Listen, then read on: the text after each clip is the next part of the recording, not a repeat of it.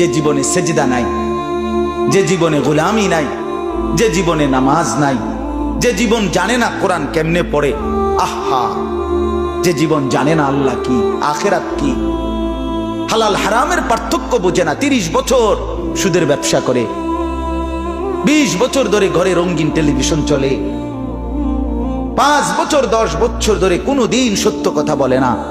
আহা, এমন নাফরমান কি 1-2 জন?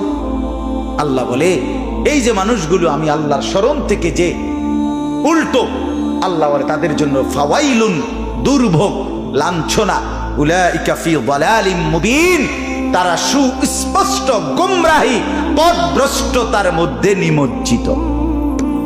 তাইলে ভাত খাইতে আছেন ঠিক আছে, কিন্তু গোমরা।